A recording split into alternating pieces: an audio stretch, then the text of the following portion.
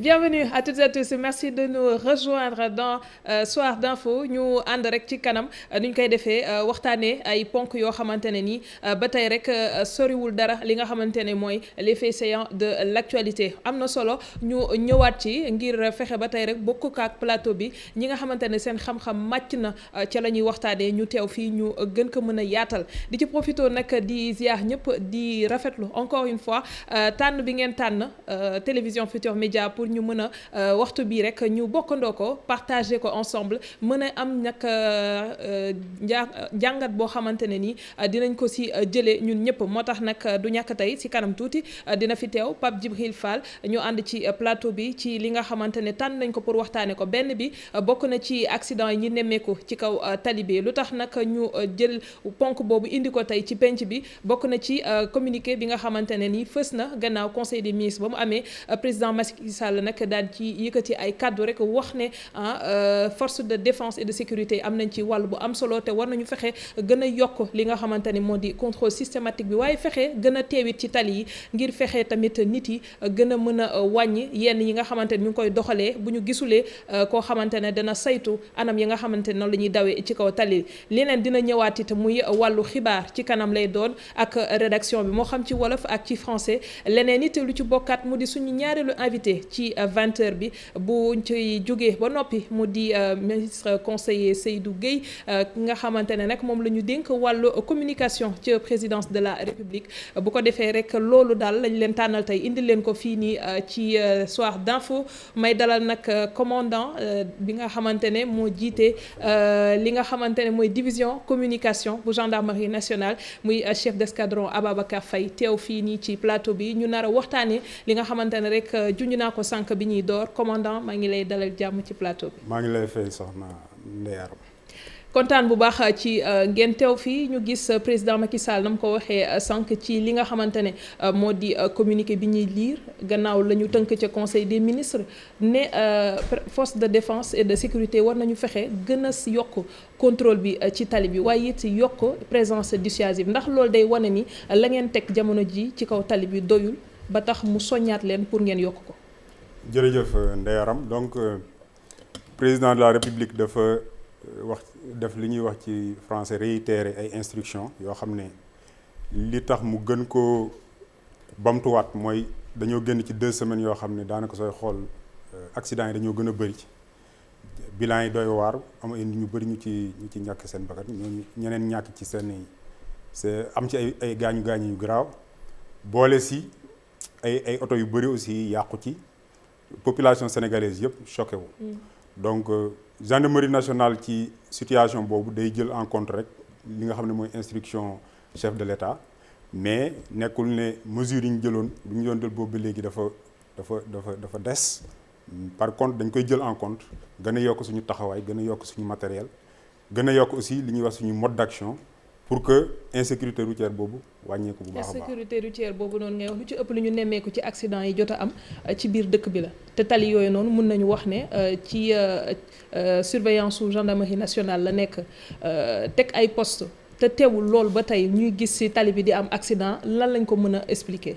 li ñu ko mën a expliquer mooy na ñëpp xam ne gendarmerie nationale état-major la yor état-major du haut commandement de la gendarmerie nationale doo xam ne day analyser ay phénomènes de délinquance di analyser ay phénomènes de criminalité insécurité routière nekk une délinquance particulière parce que kenn du jël sa oto xëy di ñaan yàlla di am accident. donc day dal nit ñi nekk di nekk loo xam ne c'est involontaire. alors suñu première analyse nga xam ne yàgg nañ koy analyser accident de la circulation mooy le rapport entre citoyen sénégalais ak oto ak le rapport entre citoyen sénégalais ak tali bi. le rapport entre citoyen sénégalais ak infrastructure maanaam yoon yi loolu yëpp suñ ko analyser dañuy gis ne lu ci gën a bëri rôle de l'État bokk na ci ay yokk ay infrastructure li nga xam ne moom du mës a doy ci benn dëkk force de défense et de sécurité gendarmerie bi nga xam ne moom laa fi nekkal tey aussi am na taxawaay bu ñu war a am boo xam ne dañ ko war di gën di ñoŋal mais lenn fës na ci li ci fës mooy comportement nit ki nga xam ne moo yor li ñuy dawal muy oto muy vélo muy charrette ak comportement nit ki nga xam ne day jéggi tali bi ak comportement ki nga xam ne ak mentalité ki nga xam ne day dugg ci oto boo xam ne da ciy bëgg dugg di fay pour ñu koy transporter loolu yëpp lu ñu mais comportement boobu noonu dafa am solo ci nga wax ko ndax ñu bëri ci acteurs yi yëngu ci wàllu dem beeg dikk bi wax nañu ni loolu tamit ñu ngi koy décrier mais dafa am sénégalais boo xamante ne moom balaa moo jëfee yoon faaw mu am koo xam ne moo yor cravache bi topp si ginnaaw te yenn saa yi luy waral loolu mooy ne tant que gisuñu leen ci tali bi duñu doxalee loolu nga xamante ne ni moom la ñu santaane foofu tamit naka ngeen war a mën a def ba nit kooku noonu même bu leen gisulee mu mën a doxee li nga xam ne moom lañ ko sant. loolu rôle de prévention la nga xam ne moom mooy sensibilisation wan nit ñi li nga xam ne mooy danger wu oto parce que li ma doon wax sànq rek insécurité routière dafa toll foo xam ne nii ni ñu ko analyser dëgg-dëgg dañoo nekkul ne dañoo yegg si ci fu suñu doole yem wala jaaxle wala jommi non c'est-à-dire il y a une approche sociologique boo xam ne il faut ñu def ko. parce que sénégalais day utiliser oto mais xamul oto la preuve. ñu bëri su accident amee da ngay gis ni dañuy tiit dañuy jaaxle parfois sax chauffeur dina def accident ba pare nga ñëw di wax ak moom pour laaj ko lu xew du xam sax lan moo xew tout simplement parce que inconscience da see am faux da see am ñàkk mesurer les risques da see am muy soit au niveau de la formation c'est-à-dire ba ñu leen di jox permis mu nekk soit au niveau de la sensibilisation soit aussi mu nekk au niveau de la répression d'ailleurs ci dernier volet boobu moom laay fàttali ne État mu ngi ciy enclenché actuellement benn processus pour xoolaat code de la route li nga xam ne mooy amende forfaitaire yi ñu yokk ko li nga xam ne mooy amende peine yi ñu yokk ko mais aussi volet sensibilisation nga xam ne du ñu waxati ay semaine de la prévention routière mais peut-être campagne boo xam ne mooy gën a yaatu ci prévention routière mais li ci gën a am solo daal mooy rapport ak oto bi nga xam ne moom lañ yor que mu nekk ne c'est véhicule particulier wala mu nekk véhicule de transport en commun ci rapport boobu noonu yooyu dinañ ci ñëw mais ci yéen ci seen wàll li nga xamante ni mooy ba tey contrôle bi te ma ci dellusiwaat am na foo xamante ne bu leen nit ki gisul du ko def est-ce que contrôle boobu noonu tamit ci partie bi nga xam ni yéen a ngi koy yore mu ngay am nu mu waree ndax nag yenn saa yi ñu gis ñoo xamante ne sénégalais lambda bi rek bu rombee ci tali bi lu muy seen mooy oto bii di dem kat xanaa rombul policier wala rombul gendarmerie foofu encore une fois suñu xel day dellusiwaat si yéen dañu naan ñooñu nan la ñuy def ba génn filtre boobu nga xamante ne yéen a ngi ko teg te ñoom ñu war cee mën a bañ a jàll. li gendarmerie di def ci tali yi mooy présence effective nga xam ne dañuy xool zone yi nga xam ne dafa bëri dafay faral dem accident wala yi nga xam ne population yi dañu fay génn di daje oto yi ak zone yi nga xam ne accès de moom mooy daanaka nekk def jonction entre zone police ak zone gendarmerie parce que ñun daanaka ci àll bi lañ nekk police ñoo nekk ci biir dëkk yu mag yi donc li ñu ciy def mooy indi ay jumtukaay yu bees yi mooy alcotest yi nga xam ne mooy tax ñi nga xam ne dañuy dawal oto te ànduñu ak seen sago ak yenn saa yi sax analyse de comportement rek mën na tax nga xam ndax kii am na lu ndax ànd na ak sagom wala àndul ak sagom yooyu yëpp ñu ngi ciy former suñu personnel yi pour ñu gën cee am ay matuwaay aussi ñu ngi yokk présence sur le terrain nga xam ne moom mooy tax fu ñu doon defee ñaar wala ñetti gendarme léegi ñu ngi fay def juróom su fekkoon ne ñii dañ doon def 2 heures de temps wàcc ñu gën leen am ñu leen di relever nga xam ne présence bi dina gën a bëri ci yoon yi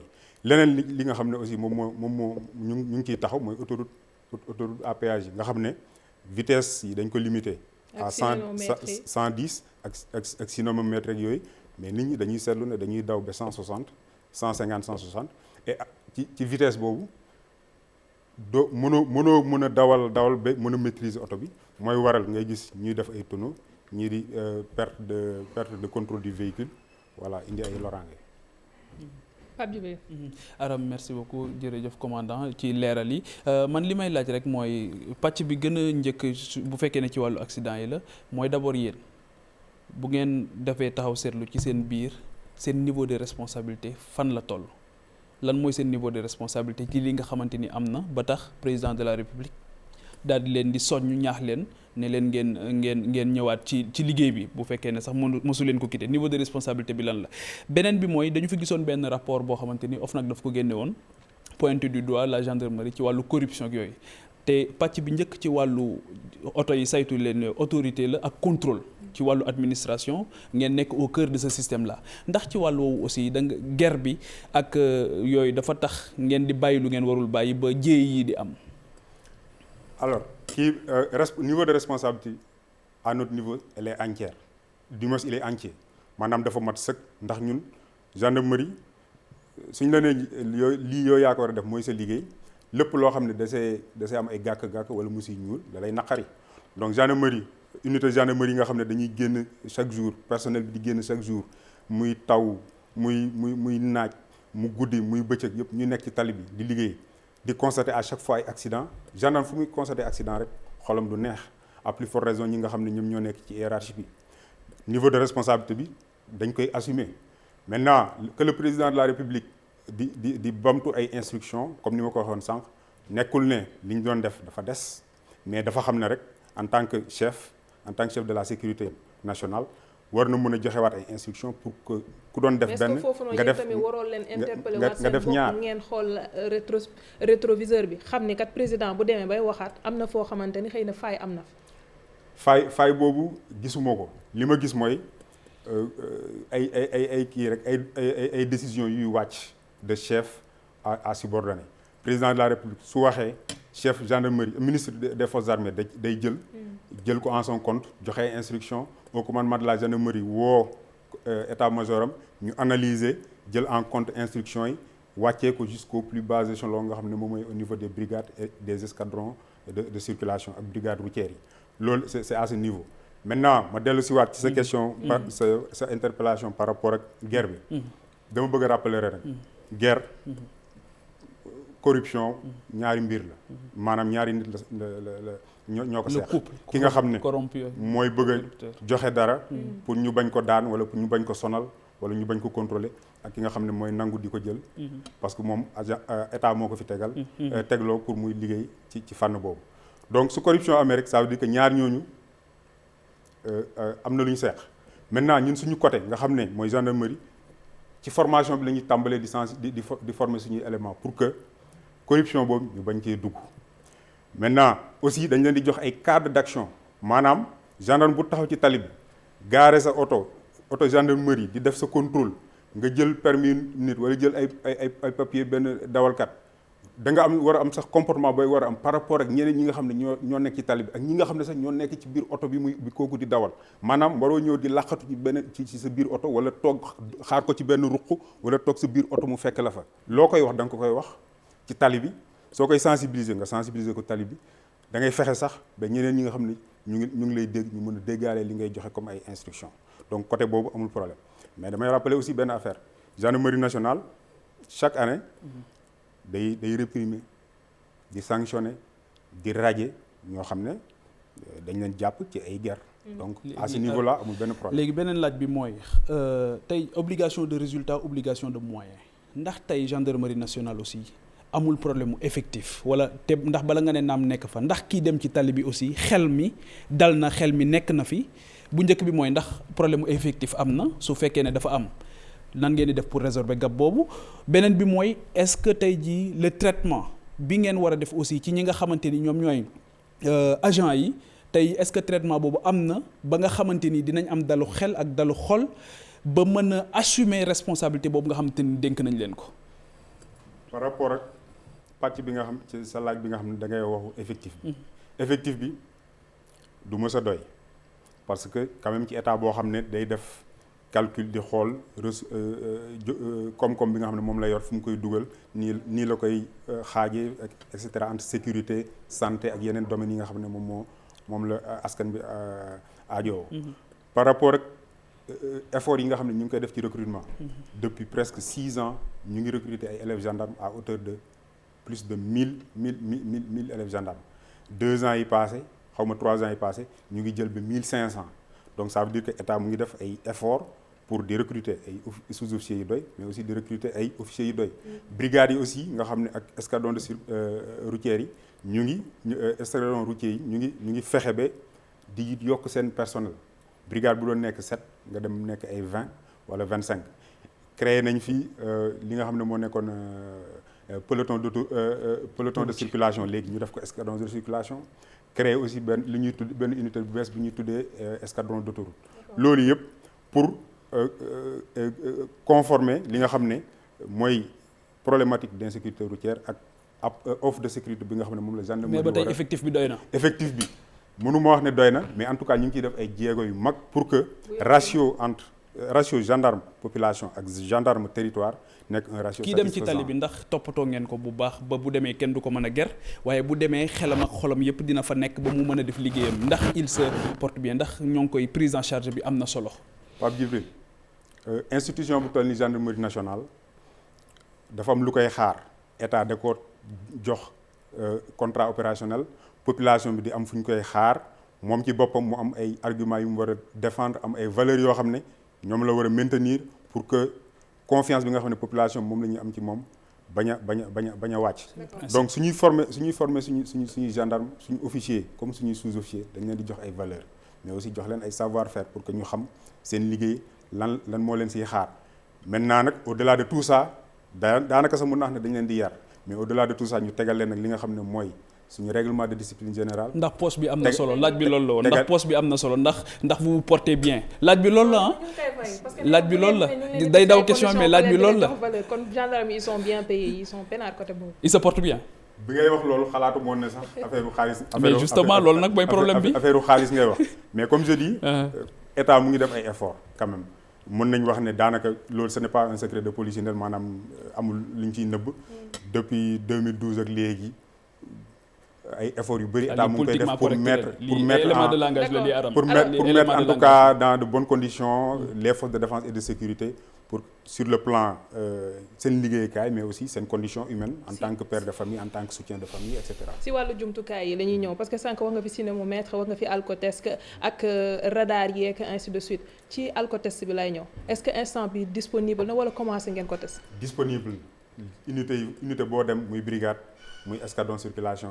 commencé nañ ko utiliser ak cinémomètre yi moom yàgg nañ ko utiliser xëy na yeneen équipement yu bees yi nga xam ne ministère des transports moo ñu ko jox yàggul ay équipement de dernière génération yooyu la ñuy utiliser léegi. mais ñu si bëri dañuy yaakaar ne si autoroute bi rek la yem parce que foofu noonu la ñuy gis ne peut-être boo ñëwee si poste péage bi di nga rendre compte ne am na agent bu taxaw di xool cinémomètre bi contrôler la vitesse et tout mais est-ce que à l'intérieur du pays sur tout le territoire am ngeen fépp dispositif boobu.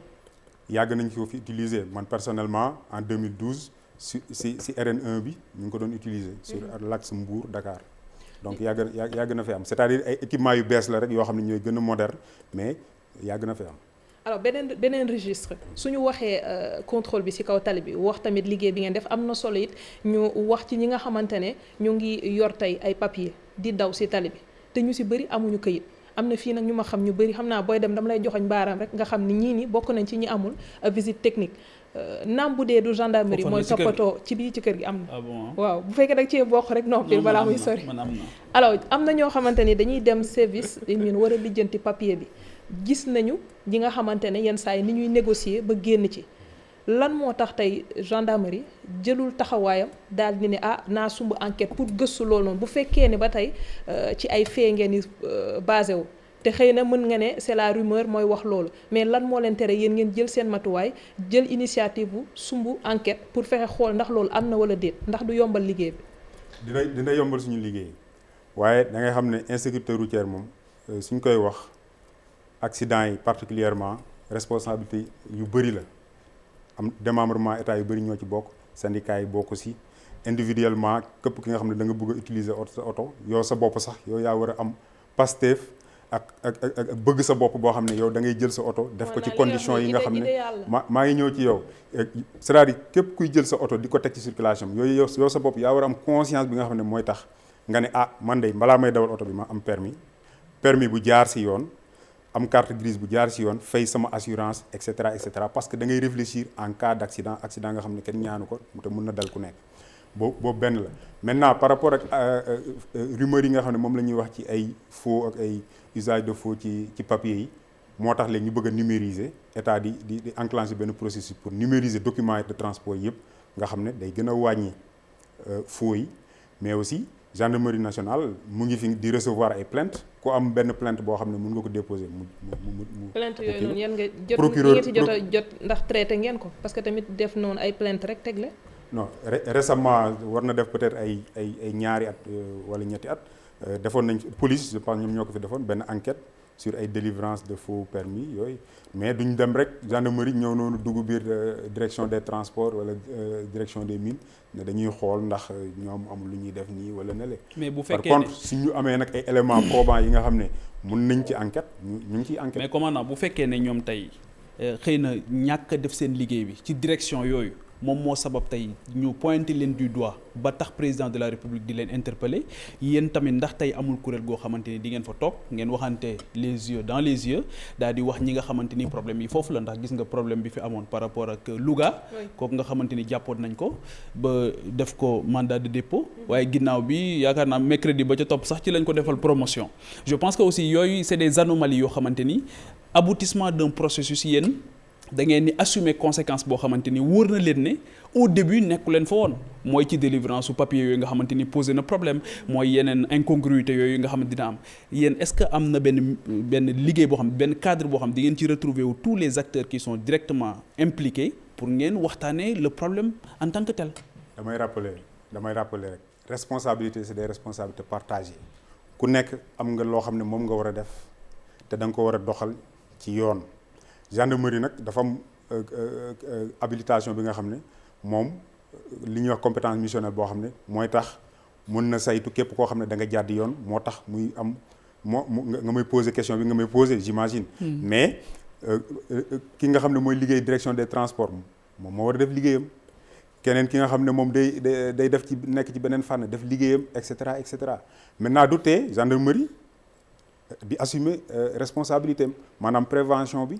ak répression bi aussi di veiller à ce que lépp jaar yoon mais mënuñ dugg incrusté wu ci li nga xam ne suñ leen mettre au box des accusés mais situer leen les responsabilités ngeen wax ne ñun lii moo ci suñ responsabilité mais balaa ñuy agir ñun ñii ñoo war a def seen liggéey ñii ñoo deful seen liggéey de gars yi dañ leen yàpp parce que ay homme de tenue ngeen ak devoir de réserve bi moo tax dañuy jël lépp dóor ko ci seen kaw du ngeen mën a réagir mais su ngeen def langue de bois du sotti sécurité routière du lu ñuy gérer ci cadre boobu ku nekk di accuser sa morom di tam sa morom. mais est-ce qu'il y a un cadre est-ce que am ngeen cadre. je reviens ci loolu laa jëm cadre yooyu bëri nañ li njëkk mooy au niveau départemental am na ay cadres même au niveau arrondissement am na ay cadres yoo xam ne force de sécurité et de défense yi nga xam ne ñoo nekk ci arrondissement ñooy daje wala département bi wala région bi et cetera et cetera am na ay cadres yu bëri ministère des transports aussi ñun am nañ fa pàcc donc cadres yi pour réfléchir pour que harmoniser les actions et tout ça loolu moo tax d'ailleurs ñu bokk ci commission bi nga xam ne moom mooy réfléchir ci réforme code de la route bi donc ñu ngi waxtaan récemment rek waa région de Dakar daje nañ aussi muy police gendarmerie waa ministère des transports et cetera ñëpp daje nañ pour waxtaan ci insécurité routière donc cadre yi ñàkkul. ñu ngi ciy waxtaan mën nga leen la est-ce que am nañ jumtukaay ba li xewoon Koupentoum est-ce que am ngeen jumtukaay tey ba li pour dalal xelu askan wi ba li xewoon Koupentoum ki nga xamante ni moom moo war a aar askan bi moom ñu mën a egg ci moom ba boom ko est-ce que tey jii yéen am ngeen lu ngeen di dalal xel askan bi benn message boo xamante ni dina dalal seen xel ne leen samba boy yi bu ñu accès dootuñu mën a egg ci yow parce que bu ñu boomee ki war a yor seen kaaraange ñoom tawarkal la. dafa nekk maa ngi profité di feddaliwaat sa njaal famille major Tamsir Sané gis naa ne yaa ngi may dugal ci beneen domaine bu bokkul ak insécurité routière bi nga xam ne moo tax nga invité ma mais mën nañ ci wax ba léegi c'est-à-dire loolu day nekk li nga xam ne rek mooy ay faits exceptionnels yi nga xam ne day marqué institution bu mel ni gendarmerie criminalité la mais li ci am solo mooy su amee ñu jël action yi nga xam ne ak matuwaay yi nga xam ne day tax ñu régler ko aussi jël matuwaay yi nga xam ne day tax ëllëg ci biir loolu du mën a am mais matériel et équipement mën naa la assurer ne état du Sénégal gendarmerie nationale mu ngi ciy def kéemtalaay kàttanam pour jënd yi ci gën a xariñ ba pare jox ko personnel bi jàngal leen aussi ni ñu koy utiliser te surtout ñuy xalaat seen sécurité d'abord avant de ñuy mën a assurer sécurité ñi nga xam ne mooy population ak institution yi nga xam ne moom la ñuy défendre. kon duñu aborder commandant tey ba nga yegg si sànq yaa ngi naan ñu am na loo xamante ni yéen a ngi koy doxalee ci ni nga xamante ne moom mooy kaaraange gi ci kaw tali bi gannaaw li président wax na dafa am lu bees lu ngeen di teg wala li fi nekk ngeen di gën a dëgëral. li fi nekk moom la ñuy gën a dëgëral yokk ñi nga xam ne ñooy nekk ci tali bi jox leen li nga xam ne mooy gën ci analyse bi maanaam suñu leen ne par exemple dañoo seetlu ne temps yi ñiy def accident ñu ci bëri du ñuy takk seen ceinture wala seen frein yi baaxuñ wala seen feu yi du ñu dox ñu gën a accès contrôle bi ci côté boobu. par exemple am na ci seen oto yéen tamit dinañ contrôle bi nañ ko saytu bu baax foofu yi. suñuy oto ñun. waaw suñu oto moom soo seetloo moom oto gendarmerie yi muy oto police muy oto armée oto yi ñuy toppatoo bu baax la parce que dafa am ay conditions de sécurité yoo xam ne. soo ko dajaloo ci oto gendarmerie par exemple doo génn. chef oto bi day am chef de bord am chauffeur échelon d'entretien yëpp ku nekk di def sa liggéey. D'accord merci beaucoup. merci beaucoup commandant Ababacar Faye jiite division communication bu gendarmerie nationale ñu dem seetaan bi. xibaaru marax yi léegi ak Ibou Diouf Ibou maa ngi lay ziar. soxna Aram maa ngi lay delloo nuyoo bi yàq yi nga bokkal plateau bi ci kanam tuuti ñu tënk li nga xamante ne moo gën a fës ci xibaar yi.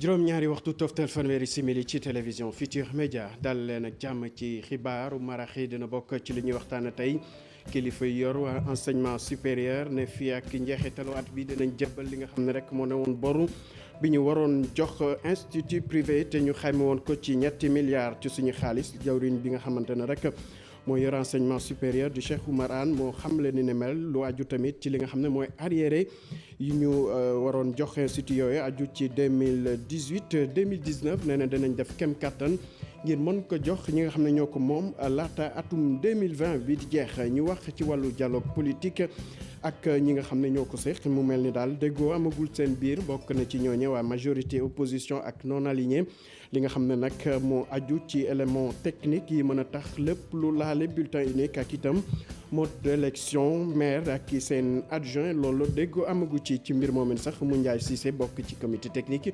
moom dafa jàpp ne rek ñi nga xam ne rek ñoo yore wàllu commission bi ñoo gisee def di nga xam ne ñooy majorité ndaxte bu ñu defoon kem kattan mën a am ñu déggoo ci yenn poñ yi dinañ dem marché ti leen wax ci màggataay bi loolu sax dafa indi xiiro ngaayo diggante ñi nga xam ne ñoo féete ci mairie bi ak commerçant yi fa nekk bu mairie bi jàppee ne rek faw ñu saytuwaat lépp lu aju ci xarkanamu boobule marché ñi nga xam ne ñooy commerçant yi moom dañu jàpp ne ab dal rek moo fa xawoon màgget te marché bi moom dara jotu ko lu aju ci accident yu bëri ñu nemeeku njiitu réew mi yëkkati na ci ay kàddu sàkku ci ñi nga xam ne ñooy saytu lépp lu aju ci wàllu sécurité routière ñu xoolaat lépp lu aju ci ni ñuy jébbale permis de conduire bu ko defee rek mën nañu moytandiku yenn xeetu jëfin yi ci jamono jooju nag ñi nga xam ne rek ñooy moniteur ak employé auto école yi ñoom dañu jàpp ne rek faw ñenn ci askan wi xoolaat seen taxawaay bu ñu bëggee rek lii di accident ñu jëlee ko ci réew mi mbokk yi lii mooy li gën a fës boo leen taaxirloo tuuti ñu yaatal.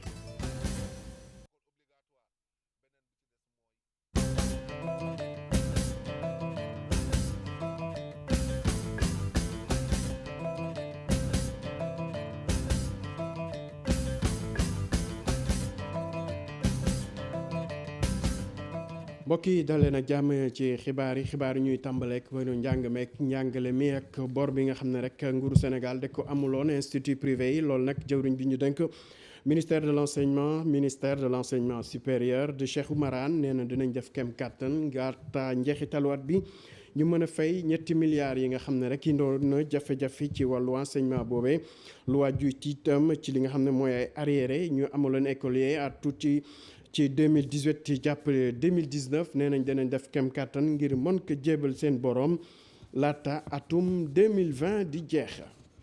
ñu wax ci wàllu politique ak dialogue politique national bi nga xam ne rek moo boole ñi feeti ci majorité opposition ak ñi woowe seen bopp ay non aligné ñooñu nag mel ni amaguñu déggoo li ko waral dafa am ay poñ yoo xam ne rek dañ ko wekk ci ay élément technique yu mën a tax lépp lu laale bulletin unique ñu mën ko defee niñ ko saytoo ak itam ni ñuy tàbbee ñi di maire ak seen adjoint ba tax na rek jamono ji moom faw ñu amaat yeneen ndaje bu ñu bëggee am wenn kàddu ci boobu la mbir Alassane Ba teewoon na fa tey àndoon ceek Gervais Yaw mboolem pôle yi nga xam ne ñoo nekk ci dialogue politique bi mu mel ni kon liggéey bi nga xam ne comité technique bi def na ko doyu leen ci poñ nag yi nga xam ne jébaloon nañ leen ko ñu war ko saytu ba andi leen ci ay mbir yu leer.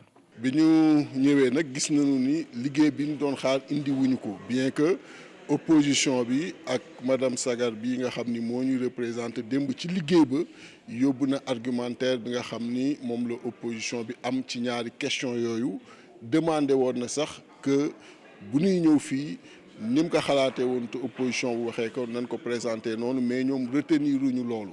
ba ñu ñëwee effectivement comité technique bi daal dafa indiwaat rek argument wu parti yi te loolu lañ doon xaar ci comité technique bu dee ku nekk day ñëw rek ne lii laa doon xalaat rek yem fa donc du ñu permettre ñu waxtaan. moo tax ñu ne leen kon nañu delluwaat waxtaan seen biir xool point bu ci nekk ñu wax ñu lan mooy ngëneel li ak lan mooy wàññiteef bi ci point yi bi nga xam ne moom la ñuy waxtaan. réunion bi ñu dàqandiko comité bi war a tàmbaliwaat liggéey bi ngir fexe nag ba proposer leen ay proposition yu gën a am solo yoo xam ne ñoom dina dal seen xel. ci loolu coordinateur pôle des non alignés sàkku ci ñoom nag ñu déggoo ci poñ yëpp ndax dafa jàpp ni ab sas la ci ñoom.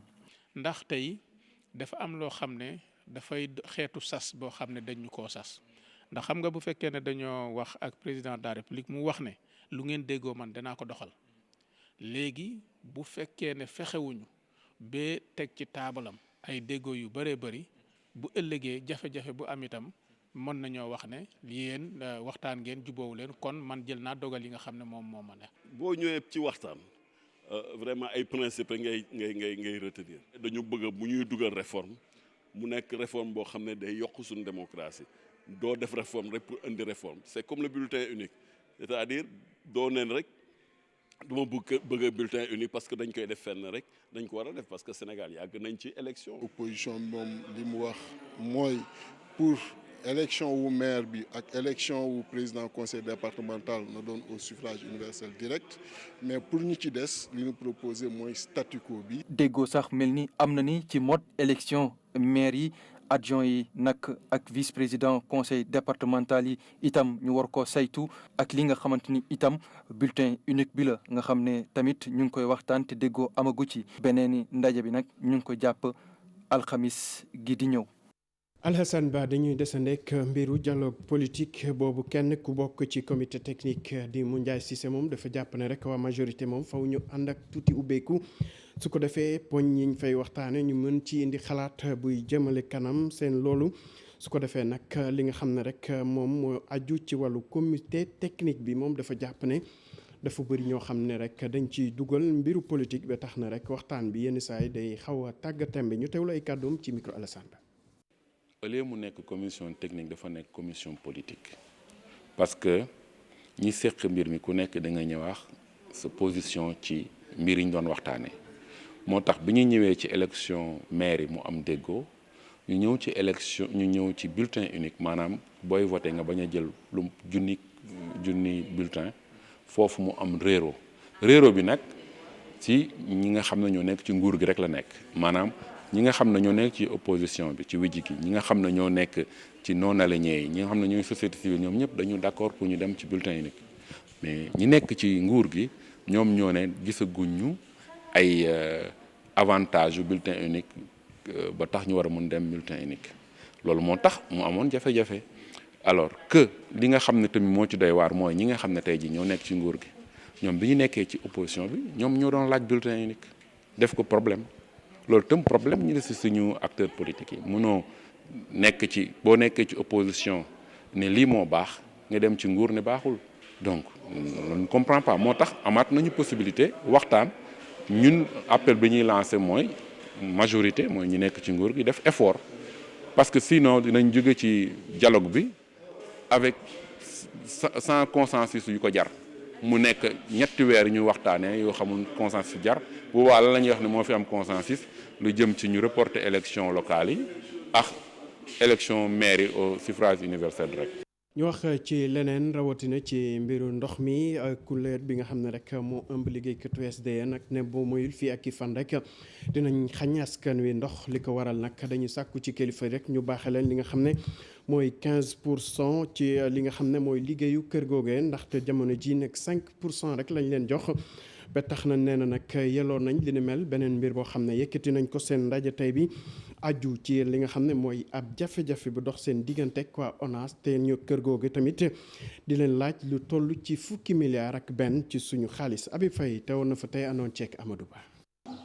di ñaan ca assemblée générale ñoom liggéeykat yi nekk ci SDE ne ñoom daañu maral waa réew mi ñoom ñii ne fa ñu nekkoon jóguñu fa benn yoon ndax 15% la ñu bëgg ci société bu wees bi nga xamante nit ñu ngi koy taxawal gi ñeel wàllum séddaleeg ndox mi fii ci mim réew waaye jëwriñ gi moom àndu ci benn yoon. travailleurs de la SDE lan la mu ñoom 15% la ñu réclamé depuis boobu ba léegi ñu ngi xeex nous sommes dans un actionnariat salarié et l' actionnariat salarié ku liggéeyiwul si boîte yaakaar naa waruloo mën a nekk si actionnariat salarié ñun. wootewuñu confrontation waaye l'État par l'intermédiaire du ministre de l'hydraulique moo woote confrontation te loolu nag bu bëggee confrontation ñu dem si bu bëggulee confrontation nag nanu jox li nu moom les 15% ñun daal 15% la ñuy réclamer. ay du yem ci boppu borom loolee tax na SDE dina janook waa ONAS waaye bi la yoon ci benn bataille juridique lay doon ba tax na office bi mi ngi leen di menacer. 15% yi mu ngi toll si 600 millions. mais contentieux bi nag mooy ONAS ak SDE waa ONAS dañu ne waa SDE dañu leen amel 11 milliards ne fi mu nekk nii nag bu ñu leen ko SDE fayulee dañuy bloqué seen ay compte te bu ñu bloqué seen compte mais kon travailleurs yi fan la du ñu am salaire mais ñun dañ ne loolu c'est une bataille juridique ñoom ak waa SDE ñoom ñu ngi si waaye nag ñun les travailleurs kenn du xeex si biti ba pare loolu dal suñu kaw. ca fàttali réforme ci wàllum secteur ndox mi ca atum 1965 amaloon nañu ko 5% ci capital bi état wu Sénégal daa ko doon am 5% agent wu SDE yi SONES ak ñi di waa ONAS waaye ak contrat bu bees bile état wu Sénégal moom dana am 25% nouveau fermier bi nag moom dina am 45%. Nous sommes tous unanimes. Habib Faye ñu dem fekk yeneen liggéeykat yu nekk foofu ca marché Tilène bokk na ci ñoom ay commerçant ñoom nag dañ ne mu ñun ñàngu benn yoon li ñu jàpp ne seen marché boobu dafa màgget ndaxte ay fan ngi mairie ba rek dañu bëgg fexe ba toj yenn bâtiment yi nga xam ne dañu jàpp ne màgget na lool te taxatul sax mu wóor ba tax na rek yokk kaaraange ñi nga xam ne ñoo fay liggéey foofu ñu indi fa ay coppite Bamba Fall taxawee li ne mel di sàkku itam ci kilifa yi rek ñu def ci ay jéego ndaxte loolee mën na jural askan wi fitna Maguette Soirée Diallo doxantu woon na fa tey àndoon ceek Ababacar Camara. ci suba gi nii ak taw bu bari bi marché Tilène fees dell ak ndox waaye taxul ambiance bi daal di changer Tilène marché boo xam ni ëpp na 50 ans fii bâtiment yi ñu ngi commencé di yàqu mu nekk ab vétusté bu ñuy seetlu bu baax maire Médina moom ñëwaat na si. marché bi dafa màgget ba ci lool sax marché bii lu ci bari dafa nar a daanu li fi war mooy boobu ba léegi ñu ngi ko bëgg a daaneel tabaxaat ko mais dafa am benn lobby bu fi nekk ànd ak quelques autorités yi leen di may doole.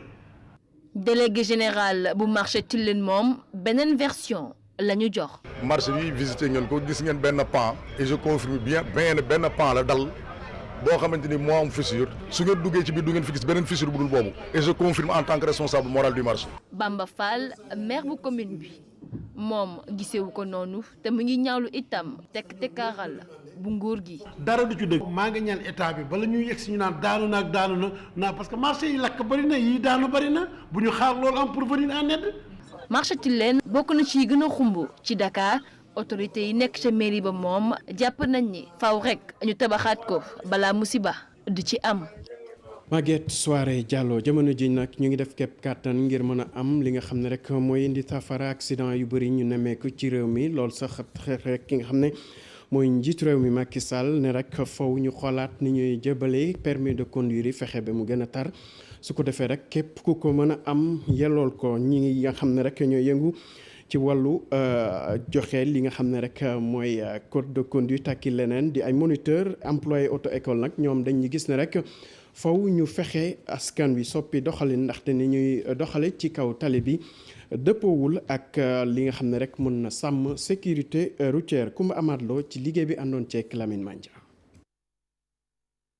gannaaw ay jéego yu ñu amal ngir wàññi li nga xam ni moo di accident yi ci réew mi mu mel ni mbir yi dafa gën a takkarnaasi bu ñu sukkandikoo ci njiitum réew mi Macky Sall li koy saafara moo di ñu xoolaat ni ñuy joxe li nga xam ni moo di permis de conduire yi boobule gis-gis ute loolu ak bosu ñi nga xam ni ñoo yëngu ci wàllu wi. benn fànn am na solo mooy ñu xoolaat nan la ni defee examen permis de conduire yi maanaam moom ci boppam en tant que président de la République na yokk les moyens du ministère des transports ba nu am centre d'examen bu moderne ci région Sénégal yëpp ba nu am aussi des centres d'exercice parce que ñun auto école yi amatul sax fu nu mën a waajalee candidats yi. ñàkk formation bi wala bu nekkee formation amoon na redynamiser cette formation tey boo jëlee kaawu société nationale Dakar Dem Dikk chauffeur yi fa nekk lu tax duñ def yenn accident yi.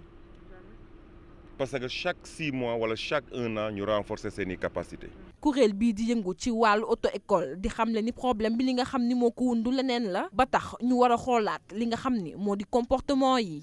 accident yi ñu fi gis yëpp c'est des conducteurs ñi nga xamante ni yàgg na noo dawal ay ati at lan dawal donc ñooñu yàgg na noo yor seen permis donc ñooñu xam nañ tali bi tali boobu ñu xam dañ koo ñàkk respecté xëy na wala ñu juum ci moo leen indil accident boobu. mais yow la parce que man mi la jox sama oto maa nga toog sama kër donc yow miy utiliser oto bi ci tali bi yow yaay responsable bi donc sa bureau la yow yaa opté pour profession boobu yaa ko war tout le temps di ko nafar. ngir mooyu accident yi ci tali bi ak doomu aadama yi ci loru faw yile saafara. gannaaw njàngale mi bu jaaree yoon auto école obligatoire beneen bi ci des mooy daan yi ñaar ñoo am boo xamee ba pare nga wàcc yoon dañ laa war a teg ay daan. dan laa war a sanctionner pour que nga delluwaat ci yoon.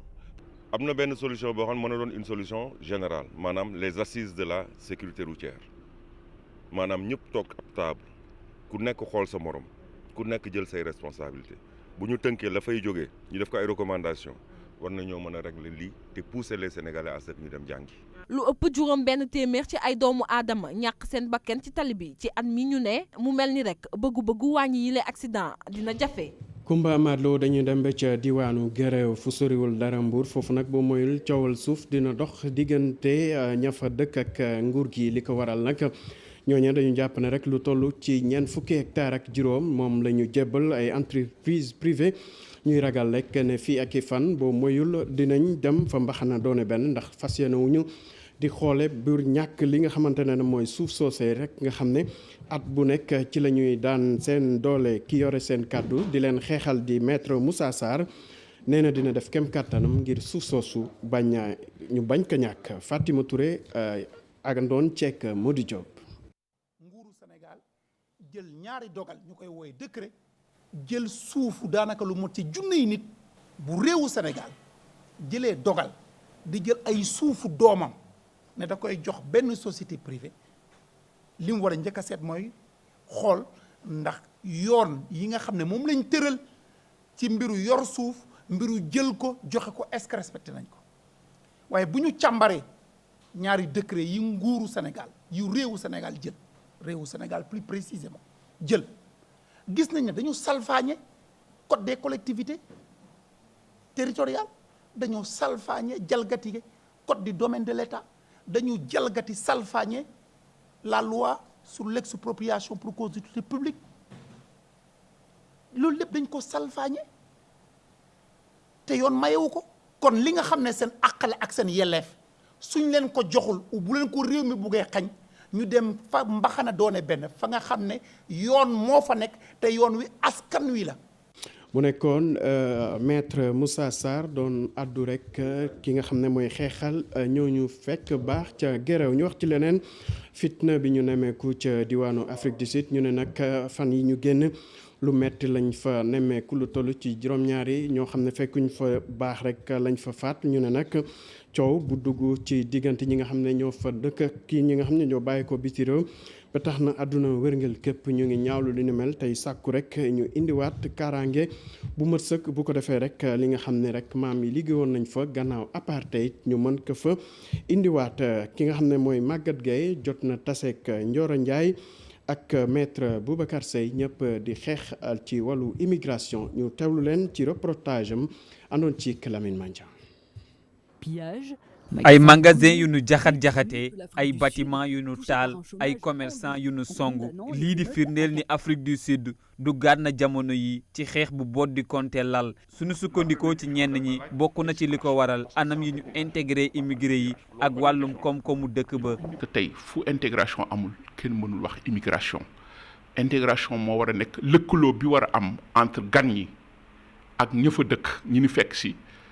ñu tënk ko ci relation boo xam ni base bi moom mooy respect ak tolérance mutuelle dañu foog ni gan ñi dañu ñëw pour jël ñoom seen place jël li ñu yore. immigration au lieu mu nekk remplacement comme ñoom ni ñu ko xalaatee dañuy ñëw jël li fi nekk complément la rek. yooyu les violences jëm ci ressortissants africains yu jóge ci réew yu bari mu mën a am ay jeexantal yu metti ci diggante Afrique du Sud ak yooyu la dëkk. yi muy indi nag mooy une crise diplomatique boo xam ni d'une envergure jamais connue. déjà commencé na avec le Nigeria dëkk yëpp ñu ngi jóg ces réactions là aussi bu ñu demee ba ci kanam di nga gis ni le gouvernement Pretoria dinañ ko assigner à la CPI pour crime contre l'humanité.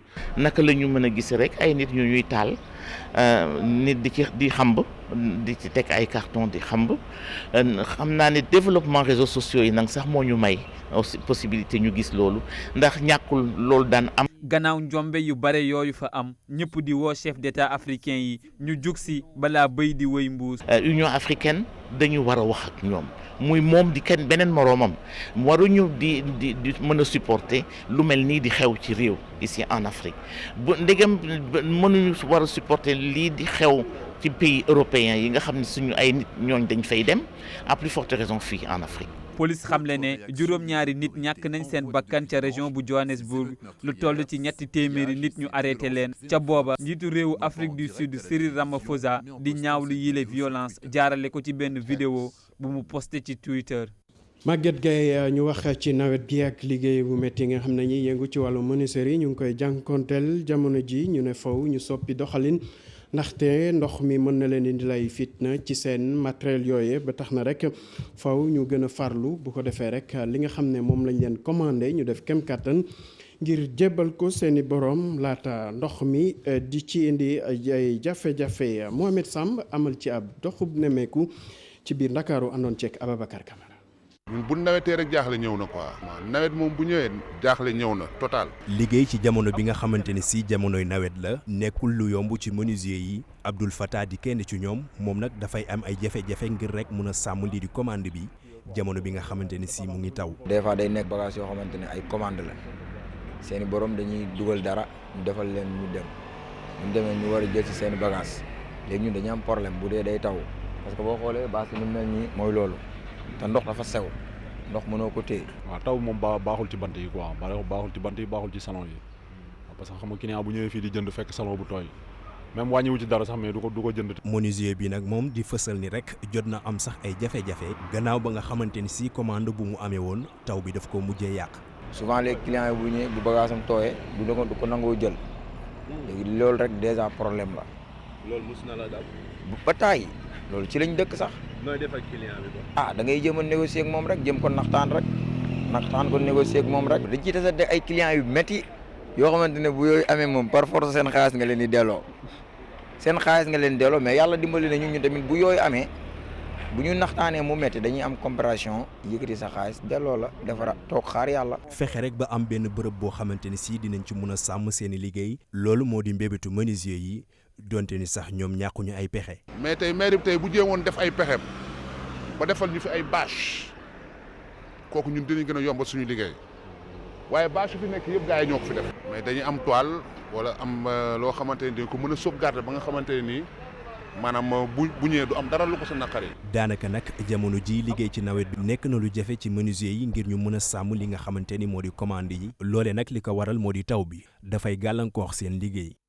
Mohamed Samb ñu wax ci atum ren ji ak li nga xam ne moo bàyyeekoo woon fii ci Sénégal ñu xayma ko ci fukki junni ak ñetti ujaaj ñu ne nag ñi nga xam ne rek ñoo géré délégation générale au pèlerinage di rafetlu rek jéego yi nga xam ne jot nañ ko ci def ci loolu nag ñu ne terewul ñu ngi xayma rek juróom ñetti nit yoo xam ne ñàkk nañ seen bakkan foofu dinañ ci ñëwaat ci suñu xibaaru nasaraan ñu jeexale ko ak tàggat yaram ak basket coupe du monde bi am jamono ji fële ca diwaanu Chine ñu ne nag Sénégal am na ñetteelu defetam ci li nga xamante ne rek moo doxoon digganteem ak Canada 82-60 ñetti match ñetti défaite loolu indi benn laaj ndax ñi nga xam ne rek ñooy footballeurs yi am nañ niveau international ñu jàngat ak Jaariyatu Fall. daal di pare ci mondial bi te amuñ ci benn victoire. Tufal cant ak ngërëm ñeena la yéen tamit naka noonu ci teewlu beeg safo bi du ñu def dara du dul jébal lenge yi ki nga xam ne mooy Aram moom ak ay invité ñu doxal ba ci kanam. jërëjëf Ibou Diouf ci li nga xamante ne indil nañ ko tey ci wàllu xibaar ñu wuyal rek ak suñu gan di commandant Ababacar Faye jiite division communication bu gendarmerie nationale commandant sànq ñu ngi doon wax ci li nga xamante ne mooy li ngeen teg ci wàllu dispositif pour gën a aar ñi nga xam ne ñoo nekk ci tali bi. mais am na loo xamante ne projet la yéen a ngi ciy liggéey pour gën a renforcer lii di sécurité routière ci biir réew mi ndax mën nañ ci am tuuti wala nga wax ñu ci plus. waaw donc dëgg la actuellement gendarmerie mu ngi am benn projet centre national de sécurité routière boo xam ne dañoo bëgg au-delà de jàngale dawal moto ak oto day gën a former nit ñi ci code de la route. gën a former nit ñi ci sécurité routière nga xam ne dañuy am sax ay diplômes yoo xam ne dañ koy joxe ci sécurité routière maanaam su centre bi taxawee ba commencé liggéeyam normalement képp kuy def monitorat ci conduite de véhicule ak même école de formation yi nga xam ne ñoo fi nekk auto école yi normalement centre boobu soit dina la habilité wala nga jaar foofu pour mu jox la diplôme. Très bien. Donc loolu rek day nekk ci cadre bi nga xam ne moom la gendarmerie bëgg a taxawal pour que sécurité routière nekk loo xam ne c'est une réalité au Sénégal. Accident yi duñu wax ne duñu amati mais ñu wàññeeku bu baax a baax population yi gën a xam. ban message ngay dénk population yooyu justement tey pour dalal seen xel ci li nga xamante ne mooy lim accident yu bëri. li ma leen message yi may joxe rek bëriwul c'est que ñu comme ni ma ko doon waxee sànq rek puisque dañoo gis ne accident yi léegi li ci gën a bëri comportement bi la. borom oto yi xoolaat seeni oto. xoolaat conditions yi nga xam ne moom la ñuy dawale. li xew Ziguinchor yàggul dara diggante 7 places bi ak camion bi nga xam ne moo doon transporter ay xeer. wane na ne irresponsabilité ak indiscipline da caa bokk parce que suy taw nga gis ne sa oto mënatul avancer te conditions de visibilité yi doxatul normalement war nga mën a taxaw ak loo yàkkamti ba taw bi wàññeeku wala en tout cas nga am ay conditions de visibilité yu gën a yu tane. D'accord. Autre chose aussi mooy ñi nga xam ne ñooy yéeg ci oto yi ñu bañ surcharge ñi nga xam ne dañuy dawal oto yi nañ bàyyi guerre bi. nañ conformé wu ak code de la route.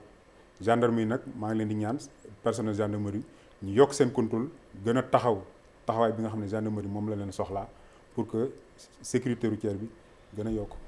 Merci beaucoup le chef d'escadron bi nga xamante ne moo jiite division communication bu gendarmerie nationale commandant Ababacar Faye.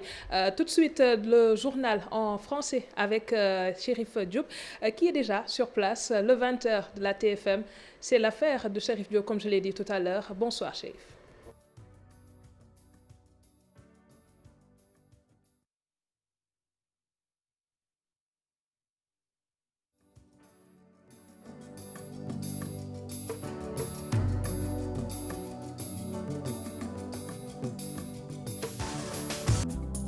Madame, Monsieur, bonsoir et bienvenue dans le 20h de TFM. Dans l'actualité de ce jeudi, c'est presque le bout du tunnel pour les universités privées. Avant la fin de l'année, l'État s'engage à payer le reliquat de 3 milliards de la dette. C'est une annonce du ministre de l'Enseignement supérieur, Cheikh Oumar Anne. Le bulletin unique, pierre d'achoppement majeure du dialogue net politique. Les différentes parties prenantes veulent plus d'éléments techniques convaincants. La rencontre d'aujourd'hui n'a pas été fructueuse. Et puis, face à l'intensification des accidents, le chef de l'État préconise un durcissement des conditions d'obtention des permis de conduire. Mesure un peu simpliste selon des professionnels de la route, vous le verrez. Il recommande des assises nationales de la sécurité routière pour régler définitivement le problème. S'effondrera pas, le maire de la Médina et le délégué général du marché Tilène ne parlent pas le même langage concernant l'état de délabrement du marché Tilène. Pour le maire, le bâtiment menace ruine. Faux, lui rétorque le délégué. Eh bien, nous étions sur place pour vérifier tout cela.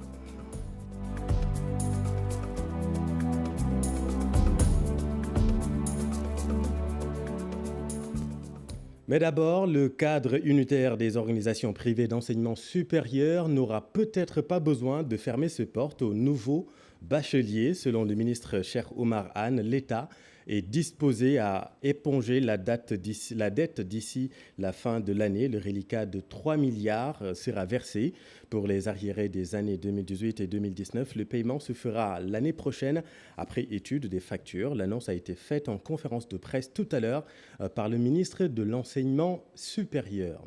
Eux aussi réclament leur part du gâteau. Les travailleurs de la SDE veulent 15% au lieu de 5% du nouveau contrat d'affermage.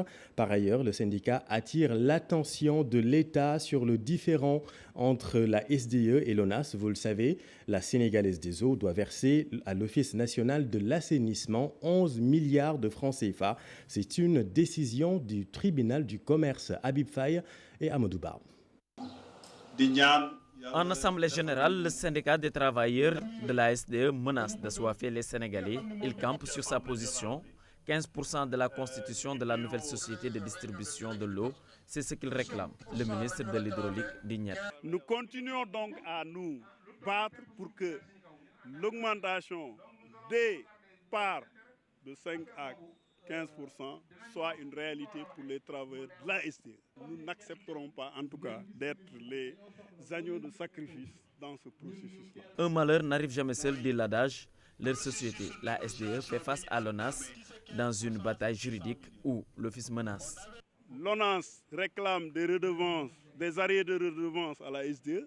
La SDE dit que c'est des arrêts de redevances qu'il ne peut payer que quand il aura encaissé officiellement dans ses comptes ce que l'État du Sénégal lui doit par ses administrations. Et si la SDE est en banqueroute pour payer 15 milliards, 11 milliards, cela veut dire que nos actions seront dépréciées comme les actions des autres actionnaires. Pour rappel, la réforme du secteur de l'eau de 1965 avait consacré 5% du capital à l'État, 5% aux agents de la SONES, SDE et ONAS.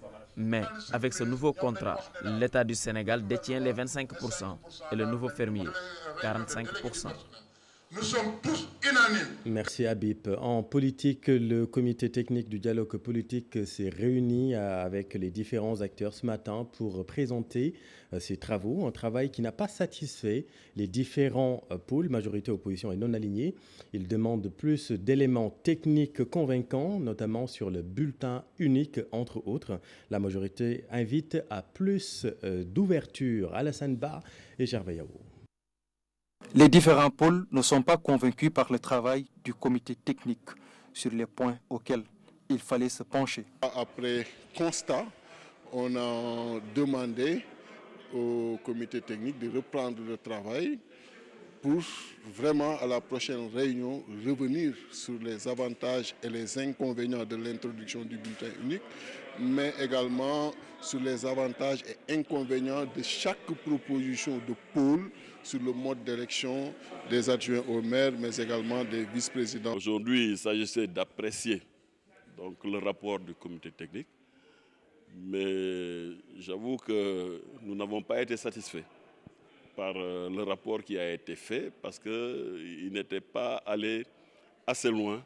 Quand nous avons pris connaissance du compte-rendu, nous avons constaté que les positions des différentes entités n'avaient pas évolué, ce qui fait que donc on ne pouvait pas avoir un consensus. Réunion renvoyée et le comité doit reprendre le travail pour des propositions plus pratiques. Le coordinateur du pôle des non-alignés invite à un consensus sur les différents points. Nous tous, nous devons nous battre pour pouvoir mettre sur la table du président de la République le maximum d'accords. Dès l'instant que lui, il s'est engagé à mettre en application tous les consensus qui seront trouvés, la balle est dans notre camp. Sur l'élection du maire et du président du conseil départemental, nous n'avons aucun souci. On retient le principe et sur ça, nous sommes tous d'accord. Et maintenant, sur le bulletin unique, nous avons besoin d'être convaincus.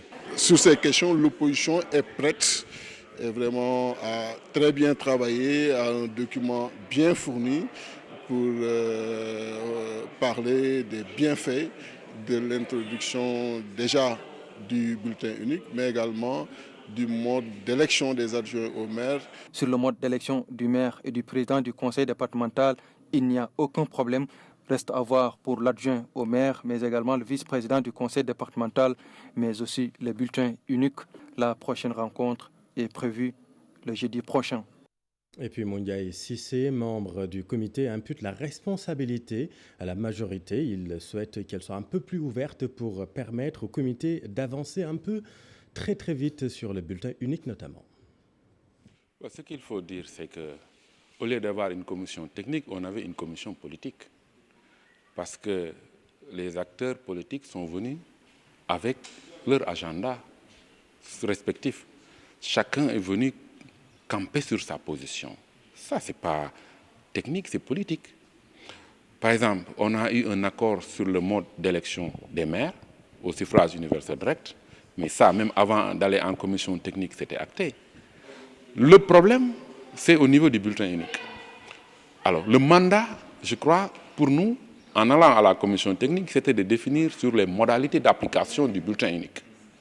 Mais à notre grande surprise, arrivé sur place, la majorité est venue pour dire qu'elle veut être convaincue de la pertinence du bulletin unique. Alors, ce qui semble se dégager, c'est que la majorité n'est pas favorable au bulletin unique. Mais si la majorité n'est pas favorable au bulletin unique, elle n'a qu'à le dire. Et puis on ne perd pas du temps, on avance. Mais je pense que c'est aujourd'hui ça le blocage. Les non-alignés, la société civile et l'opposition sont favorables au bulletin unique dans la commission technique restreinte. Mais la majorité demande encore plus d'arguments. C'est pourquoi on a donné une seconde chance. Et nous espérons cette fois-ci que la majorité fera preuve de plus d'ouverture. Et puis le marché Sandaga n'est pas le seul qui menace ruine. Le marché Tilène de la Médina également serait dans un état de délabrement avancé, même si le maire et le délégué général du marché ne parlent pas le même langage à propos de l'état du marché. Pour le maire, le bâtiment est un squelette en béton. Le délégué général du marché, lui, affirme que le bâtiment est solide comme le Pont Neuf. Voyons tout cela avec Maguette Souare Diallo et Diafar Abba. En cette matinée de forte pluie, le marché Tilène, en plein cœur de la Médina, dégouline d'eau. Ce qui n'enlève en rien l'ambiance habituelle. Tilène, où ce marché vieux de plus de 50 ans, ici, les bâtisses commencent à ressentir le poids de l'âge, une vétusté bien visible. Le maire de la Médina sonne l'alerte. Le marché peut tomber à tout moment. Le marché Tilène est très vétuste. C'est un marché qui date presque des colons de l'histoire de la Médina. Donc le problème qu'on a, c'est que la mairie est consciente de ce problème. Le délégué général du marché de Tilène, lui, a une autre version. Mais si vous faites le constat et vous faites le tour du marché, vous verrez qu'en tant que personne, je vous dis que le marché, vous ne constaterez plus aucune fissure, à part cette dalle-là. Bamba Fall, maire de la commune, voit autrement et déplore le mutisme de l'État. Celui qui vous dit que le marché il n'y a pas assez de problème, il ne dit pas la vérité. Le marché peut succomber à tout moment. J'ai alerté, n'est-ce pas, les autorités. Même la protection civile était là. et a demandé de prendre des mesures, mais je ne suis pas soutenu par l'État. Le marché Tilène, l'un des plus fréquentés de la capitale. Pour les autorités de la mairie, il faut rénover vite la bâtisse avant que le pire se produise. Merci Maguette. Et puis le gouvernement enchaîne les mesures pour stopper la mortalité routière. Le président de la République préconise d'ailleurs un durcissement des mesures de délivrance des permis de conduire, ce que les moniteurs et employés d'auto-école qualifient de mesurette, puisque le mal est profond à l'état actuel des choses. Il faudrait plutôt des assises nationales de la sécurité routière. Koumba Matlo et Lamine Mordiak. Malgré les nombreuses campagnes de sensibilisation sur les dangers de la route, le nombre d'accidents ne baisse pas, bien au contraire. Pour le président Macky Sall, la solution serait de resserrer les conditions de délivrance des permis de conduire. Toutefois, les acteurs ne semblent pas être du même avis. Il va d'abord installer de bonnes conditions d'obtention du permis. Comme vous voyez, vous n'êtes pas sans savoir que actuellement, rien qu'à Dakar, il y a des centaines de prétendants au permis de conduire par semaine et que là, nous n'avons que 3 examinateurs. Donc, tant qu'il y a le système d'examen particulier, c'est-à-dire que des candidats arrivent à se présenter sans passer par une autre école, ça posera le problème sur la route. Pour l'association des moniteurs et employés d'auto-école du Sénégal, le problème est tout autre. Il faudrait au préalable revoir les comportements. La conduite automobile se fait comme on l'a appris. Donc, du fait, si vous ne passez pas par une auto-école, c'est sûr à 90%, vous n'aurez pas toutes les bonnes habitudes pour la conduite automobile. Donc pourquoi tout le monde doit passer par une auto-école? C'est pour avoir une formation uniformisée, avoir des comportements responsables et respectables au niveau de la route. Mais vous savez, le problème des accidents, ce n'est pas le titre, ce n'est pas le permis. C'est le comportement du Sénégalais, c'est l'incivisme, c'est l'incivilité. Pour des routes sécurisées et une réduction considérable du nombre d'accidents, à chacun sa solution. Il n'y a que 2 piliers, la formation et la répression. Je dis une personne qui ne sait pas, on ne peut pas la corriger. Mais une personne, du moment qu'on l'a bien préparée, maintenant, s'il fait une chose qui est différente de ce qu'il devait faire maintenant, il faut sanctionner. Il faut qu'il y ait au moins les assises de la sécurité routière. Je ne parle pas de la circulation, de la sécurité routière, parce que c'est tout un tout. Alors que les différents acteurs se regardent dans le blanc des yeux et puissent situer les responsabilités. Les recommandations qui seront tirées de ces assises seront bénéfiques. Plus de 600 morts par accident de la route, rien que cette année, un bilan lourd qui montre que l'objectif est loin d'être atteint. Merci Koumba. Et puis opération d'incinération d'aliments impropres à la consommation effectuée ce matin par le service d'hygiène. Plus de 3 tonnes sont incinérées à Mbebes, une douzaine de millions de francs CFA d'amendes récoltées. Modou Fall et Thierno Laurent Mendy. Le service d'hygiène va procéder à l'incinération de 3 tonnes d'aliments impropres à la consommation saisis par ces services et plus de 12 millions d'amendes récoltées. L'opération menée s'inscrit dans le cadre de préserver la santé des Sénégalais. C'est des produits avariés, corrompus, toxiques, contaminés par des micro-organismes, des agents pathogènes, notamment des virus, des bactéries, des parasites et des substances toxiques. C'est des produits dont la consommation est à l'origine de plusieurs maladies. Une opération qui sauve des milliers de citoyens. Cette action du service d'hygiène a permis de sauver plus de 500 000 personnes d'intoxication alimentaire, de maladies dangereuses.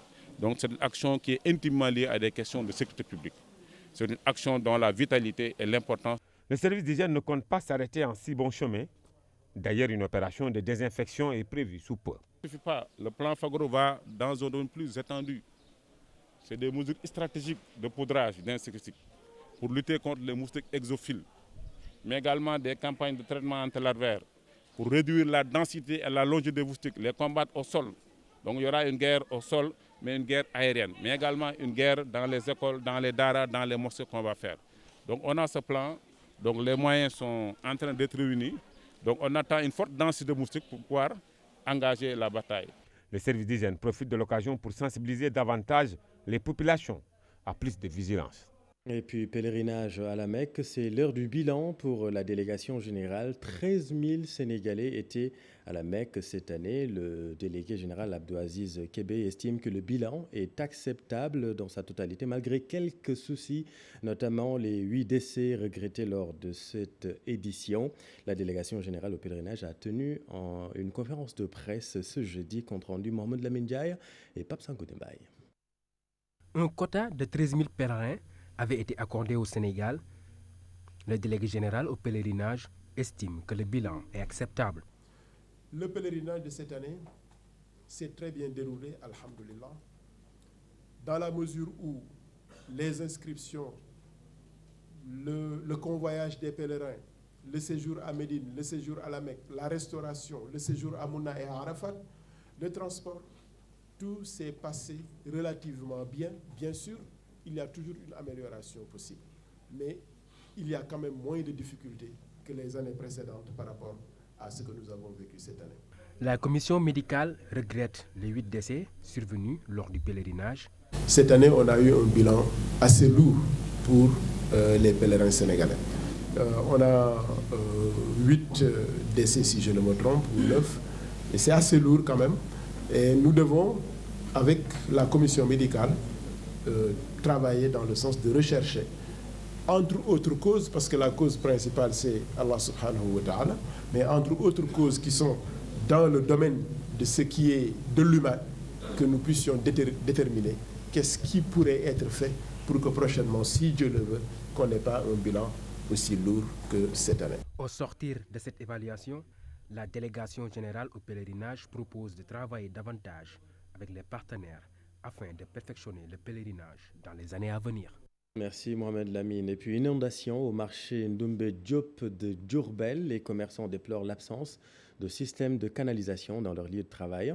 Ils menacent de retenir les taxes municipales si des conditions ne sont pas apportées à leurs problèmes. Babacar Diouf et Ndongo Ndiaye. Dans un marché où il n'y a pas de système de canalisation, les eaux de pluie prennent la place des piétons. Les fortes pluies enregistrées dans la localité cette nuit ont fini d'inonder le marché Ndoumbe Diop de Diourbel. Une situation inconfortable pour les commerçants. Nous vivons cette situation, les inondations. Il y a, avec ce sentier-là, on a d'énormément de problèmes actuellement au niveau du marché. Vous voyez à l'heure que vous nous trouvez ici actuellement, il fait presque 20 heures. Depuis 17 heures jusqu'à maintenant, il pleut. Actuellement, tout le marché est inondé. Pourtant, ils disent avoir averti à temps les autorités municipales qui apparemment n'ont rien fait. On les a dit ça depuis très longtemps, depuis l'année dernière, qu'ils viennent faire les canalisations du marché. Actuellement, il n'y a plus de canal. À l'état actuel, ils sont décidés à porter le combat pour que leurs droits leur soient restitués. Si la situation n'est pas réglée, nous allons prendre des mesures que tous les commerçants vont prendre et nous les exécuterons. Récemment, on a retenu les taxes. Les commerçants nous ont demandé de retenir les taxes. On l'a fait, mais il y a d'autres formes de lutte. C'est sous une pluie battante que les commerçants armés de pics et de pelles ont tenté de barrer la route à ces eaux de pluie qui avaient fini d'envahir leurs étals.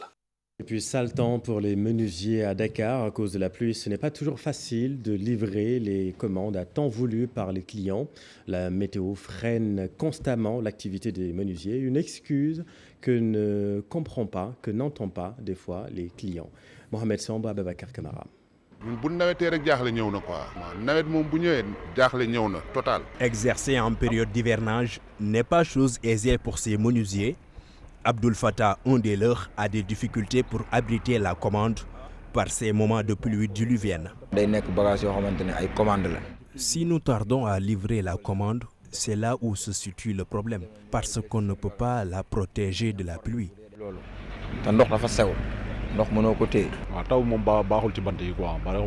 L'eau des pluies n'est pas bon pour les meubles. Ce menuisier dit avoir fait les frais d'une commande endommagée par les pluies. Souvent les clients, un jour, je devais livrer des meubles à un client. Mais malheureusement, la commande a été endommagée. C'est par la suite que je lui ai rendu son argent. Mais bon, Dieu merci, je les comprends. Trouver un site adéquat pour préserver leur travail, c'est le souhait de ces menuisiers, même s'il ne manque pas de solutions. Si vraiment la mairie nous aide à réhabiliter ce site, ça sera encore mieux. Il nous faut des bâches de qualité pour mieux préserver la commande. C'est presque le calvaire chez les menuisiers qui ont souvent du mal à protéger la commande. Les pluies ne les épargnent pas. Sur l'international, violence xénophobe en Afrique du Sud, triste spectacle au pays de Madiba. Plus de 5 morts annoncés par les autorités sud-africaines. Comment l'Afrique du Sud en est arrivée là et quelle sera la réaction de l'Union africaine? Magatte Gaye et Modou Diop. Des magasins pillés, des bâtiments brûlés, des commerçants attaqués. L'Afrique du Sud replonge dans des émeutes xénophobes ces derniers jours. Une situation due, selon certains, à une faille dans l'intégration des immigrés, entre autres. Pour la plupart de ces gens-là, ces migrants sont venus prendre ce qu'ils ont. Donc, il faudrait aujourd'hui, du point de vue sémantique, revoir les choses. Renforcer les processus d'intégration, je l'ai dit tout à l'heure, pour montrer que l'immigration est un facteur d'équilibre social et économique. Sans intégration, il n'y a pas d'immigration. Une vague de violence qui vise essentiellement les ressortissants de plusieurs pays africains.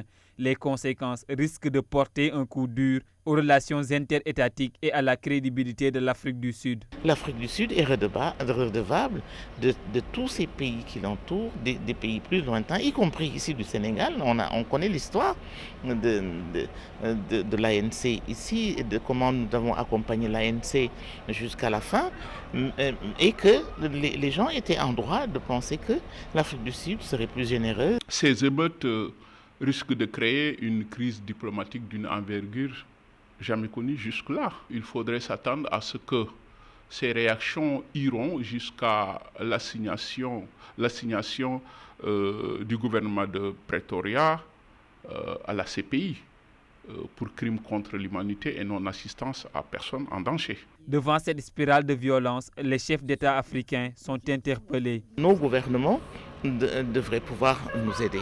Et nous pensons beaucoup à la capacité et à la sagesse de certains chefs d'État comme le nôtre. Nous interpellons l'Union africaine, les États africains pour une harmonisation des positions migratoires. 7 personnes ont été tuées dans la région de Johannesburg selon la police, qui a également fait état de 300 arrestations. Le président sud-africain Cyril Ramaphosa a condamné ces violences à travers une vidéo postée sur Twitter. Et le chef de l'État sénégalais Macky Sall également a réagi. Il invite les peuples africains à l'apaisement sur Twitter. Les incidents en cours en Afrique du Sud nous interpellent tous pour l'unité du continent et par respect à la sagesse africaine. J'invite à l'apaisement entre pays et peuples africains, a écrit le chef de l'État Macky Sall. Et puis en sport, Coupe du Monde de basket 2019, les Lions perdent à nouveau, cette fois avec 22 points d'écart face au Canada. 82-60 avec 3 matchs, 3 défaites. Les Sénégalais sont éliminés du mondial et terminent donc à la dernière place de la poule H. Récit Diarietou Fall. Diarietou, l'équipe manque de volume de jeu pour tenir dans la durée face à ses adversaires. C'est l'avis du sélectionneur des Lions, Moustapha Gaye, à l'issue de la 3e sortie infructueuse à la Coupe du Monde 2019. Toutefois, il est optimiste pour l'Afro-Basket 2021. C'est son objectif d'ailleurs. Suivons-le avec nos confrères de Basket 221. On est dans un bon état d'esprit pour jouer ce match, pour le gagner. On a une très bonne première mi-temps. Mais en deuxième mi-temps, on sentait l'équipe faible pendant longtemps. Il nous faut tenir beaucoup d'enseignements de ces 3 matchs et essayer de voir dans le futur ce qu'il faudra faire. Mais ce n'est pas par défaut de volonté, les joueurs ont fait ce qu'ils pouvaient faire. Une rivalité africaine, d'autres y voient une participation sectorielle, chaque pays avec sa participation. Moi, je ne suis pas dans une rivalité, je suis dans un programme qu'on m'a confié et qui va m'amener à 2021. Et je vais y aller pas à pas. Je ne regarde pas ce que font les autres, ça ne m'intéresse pas du tout et si ça se qualifie, tant mieux pour eux. Ça, je le redirai chaque fois qu'il faudra. Et puis retenez que les Lions ont encore 2 matchs de classement à disputer en Chine. Et puis football, phase nationale à Louga, 68 matchs ont été joués par les seniors et 121 buts marqués. Les cadets, pour leur part, ont inscrit 59 buts sur 57 matchs joués. Les recettes tournent autour de 29 millions de francs CFA. L'ONCAV tire un bilan à mi-parcours. Écoutons le président, justement, Amadou Kane. Je pense que ça s'est bien passé. Maintenant, vous avez dit, il reste les demi-finales qui se joueront ce soir. Bon, il y a eu de bons matchs. Je l'ai dit ce matin, il y a des matchs qui nous ont marqués. Donc je voudrais féliciter ceux qui sont arrivés en demi-finale, que ce soit les cadets qui vont jouer la finale, parce que les cadets, nous connaissons déjà les finalistes. Pour les seniors aussi, les demi-finales, les féliciter, mais encourager aussi ceux qui n'ont pas pu accéder à ce niveau de compétition. Et c'est ça le football, n'est-ce pas? En tout cas, nous avons pu nous rendre compte qu'il y avait de grandes ASC, il y avait de grandes équipes, il y a eu un bon football, n'est-ce pas? Il y a eu une grande mobilisation de la région de Louga par rapport à ce qu'on est en train de faire. Et c'est ce qui a fait que ça a été une réussite totale. Voilà, Amadou Kane avec Tcherno Fall. Et puis retenez à l'affiche des demi-finales jouées ce jeudi, Yamatogne de Ziguinchor vs Dego de Kébémer, Ersan de Thiès vs UAR de Kaolack. Le match se joue en ce moment même, 0 but partout. Voilà, vous savez presque tout, mais vous saurez tout dans Soir d'Info qui reprend tout de suite avec Aram Touré. Vous recevez le ministre Seydou Gueye en compagnie, bien évidemment, de Pape Djibril Fall. L'inévitable. Merci beaucoup Chérif Diop pour le journal en français. Vous l'avez dit, nous recevons Seydou Gueye qui est le ministre conseiller chargé de la communication de la présidence de la République. Il est ici pour parler avec nous des questions brûlantes de l'heure. Bonsoir Monsieur le ministre. Bonsoir bonsoir Pape. Bonsoir. Le président de la République a annoncé une cure d'austérité. Depuis quelques jours, on nous parle de la réduction qui sera appliquée sur les factures téléphoniques. On a envie de vous demander pourquoi avoir attendu tout ce temps-là pour prendre une décision de cette envergure. Merci beaucoup Aram pour votre question et merci beaucoup également d'avoir cette préoccupation de l'actualité qui va aider les Sénégalais à comprendre tout le rationnel qu'il y a derrière cette dynamique. Mais il y a lieu de préciser avant d'entrer dans le vif du sujet que la dynamique de la réduction du train de vie de l'État a été une des intentions originelles du président Macky Sall. Et si nous prenons le cas d'espèce de la facture téléphonique, on peut sans risque de se tromper dire que nous sommes à la 2e tentative, puisqu'il y a eu, il y a peut-être 3-4 ans, une première tentative qui a fait baisser la facture, qui était à l'origine de 22 milliards, et on a pu réaliser quelques économies en stabilisant la facture autour de 13 milliards, grâce au principe justement du GESCompte, avec le principe de l'autorisation qui est toujours donné par le secrétariat général du gouvernement pour l'ouverture des lignes. Mais il faut comprendre par facture téléphonique le mobile, le fixe et les données Internet. Et ce qui coûte le plus cher en général, ce sont les données Internet, notamment lorsque les usagers du téléphone sont en itinérance. Et aujourd'hui, on fait encore un pas supplémentaire dans cette volonté de rationalisation qui a été organisée de façon très objective, puisque à la mi-août, il y a eu un décret qui a posé le cadre et qui assigne justement des montants en définissant les principaux bénéficiaires et par rapport à la qualité et à la nature du bénéficiaire, donc des montants qui ont été alloués. Des montants qui seront ajoutés sur le salaire de la personne concernée. Bien évidemment, puisque l'option maintenant est... une augmentation du salaire. Non, on pourrait tenter de le croire, mais il s'agit en vérité d'une indemnité destinée à l'utilisation du téléphone. Maintenant, vous pouvez me dire qu'il y a un risque que toute la somme qui a été allouée à tel utilisateur ne soit pas totalement destinée à l'usage du téléphone. Mais en vérité, nous sommes dans un processus et cette première décision importante devrait nous permettre de réaliser des économies pour baisser la facture, puisque rien que sur le mois d'août, je pense que l'expérience a montré que le cumul n'a pas été au-delà de 200 millions. Donc, tant que c'est possible, il faut tenter de le faire. Et l'objectif est d'arriver à une facture qui serait autour d'1 milliard par année. Puisqu'aujourd'hui, avec le concours des nouvelles technologies, les possibilités qui sont offertes pour être en connexion, pour être un homme connecté via toutes les autres opportunités, il y a lieu de tirer des conséquences pratiques de ces nouvelles innovations technologiques. Oui, par rapport à la réduction de la facture téléphonique. Quel devrait être aujourd'hui le rôle de l'ADIE justement pour mettre en pratique cette volonté du président? Puisque l'ADIE dispose des moyens qui devraient lui permettre d'être un opérateur, un fournisseur d'accès qu'il est déjà au niveau de l'Internet, mais également avec le téléphone. Il devrait nous permettre normalement de ne pas recourir à des services extérieurs ou en prestant un opérateur extérieur pour communiquer à l'intérieur de l'administration. Il a l'équipement et je crois que la perspective qui est dégagée et qui complète justement cet exercice de rationalisation, c'est d'optimiser le potentiel et le savoir-faire de l'ADIE pour régler définitivement ce problème. Maintenant, qu'est-ce qui justifie l'urgence aujourd'hui, Monsieur le ministre? Est-ce que nous sommes en situation d'austérité au sens rigoureux du terme, ou bien est-ce qu'on amorce aujourd'hui la phase d'une faillite? Non, du point de vue économique, l'austérité n'a jamais été un levier pour développer. Et l'émergence ne peut pas se faire sur la base d'austérité. Oui, de la rigueur, on en a besoin pour mieux optimiser la dépense publique et gagner en efficacité. Si j'en crois un peu les derniers chiffres que j'ai eus, les progrès accomplis par le gouvernement du président Macky Sall en matière de niveau du fonctionnement de l'État sont appréciables, puisque par rapport au régime précédent, on était à peu près à 12% du PIB. Et aujourd'hui, avec le président Macky Sall, on est arrivé jusqu'à 7%. Ce n'est pas un budget constant, vous me direz, puisqu'on est passé d'un budget de 2 000 milliards à 4 000 milliards. Mais la tendance qui est indiquée, c'est une tendance de baisse. Et ça se vérifie au niveau des instruments d'investissement. Vous prenez le budget d'investissement consolidé, qui est la partie de l'investissement du budget qui est destiné aux populations. Les progressions du Sénégal sont appréciables, puisque c'est une marche progressive vers la souveraineté budgétaire du Sénégal, puisque sur cette rubrique-là, le Sénégal est capable tout seul d'alimenter le budget d'investissement consolidé à hauteur de 80%, contre ce qui était le modèle à la référence à l'époque, 20% qui était financé.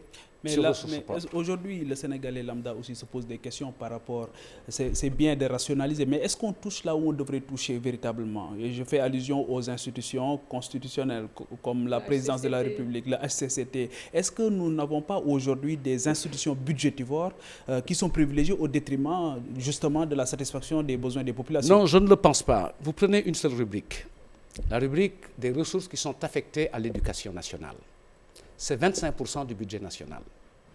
Vous prenez une rubrique qui est destinée à l'autonomisation des femmes et à l'entrepreneuriat, l'ADER. Elle est approvisionnée pour 30 milliards.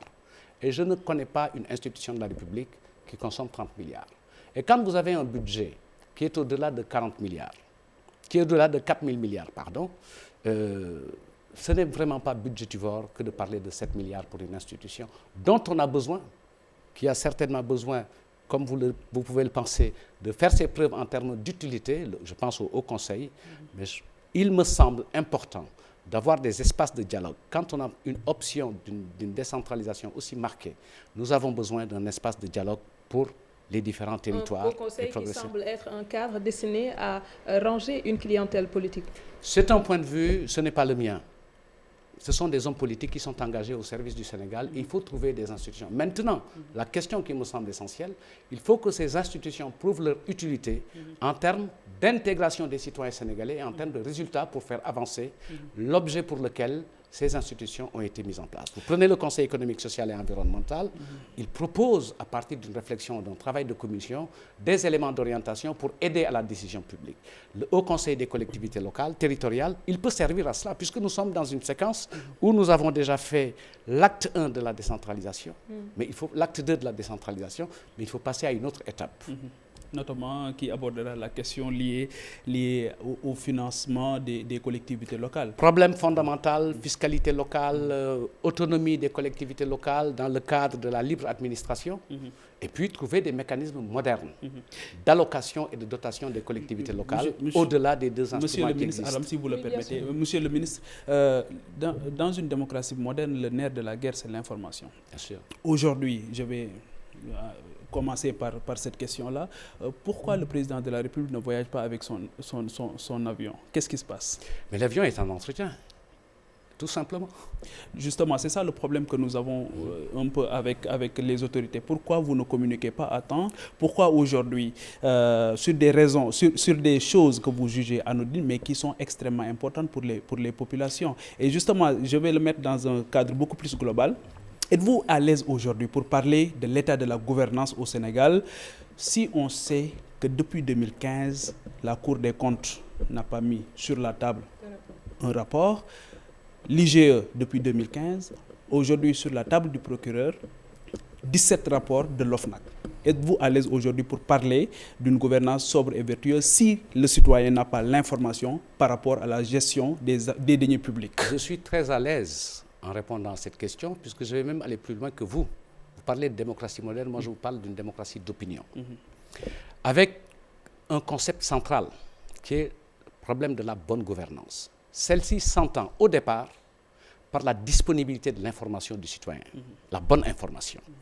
Maintenant, vous pouvez être d'accord avec moi, avoir une information sur la disponibilité ou non de l'avion présidentiel ne me semble pas une information structurante de l'état d'esprit du Sénégalais. Si, parce qu'on peut exiger le coût. Ça va coûter combien au contribuable? Oui, non mais attendez, je suis d'accord avec vous. Mais il faut qu'on reste sur les termes de référence. Il y a ceux qui gouvernent et qui doivent rendre compte selon des procédures. Avoir accès à l'information ne signifie pas mettre le gouvernement sous tutelle ou le harceler. Le gouvernement donnera des informations. L'avion, comme tout autre véhicule ou élément qui est soumis à une maintenance préventive et prédictive, respecte son calendrier de révision. Et en lieu et place, le président de la République, et ça c'est ce qu'il faut saluer, a préféré utiliser le pavillon national sénégalais pour ses voyages. Et sur les rapports? Sur les rapports, la dernière information que j'ai eue, je l'ai eue par la presse, je pense que le président de la Cour des comptes a annoncé que très bientôt, ils remettront les rapports. L'OFNAC, l'IGE. Alors, l'OFNAC et l'IGE, ça c'est au niveau du procureur de la République. Et je m'en tiens à ce que le procureur de la République a dit.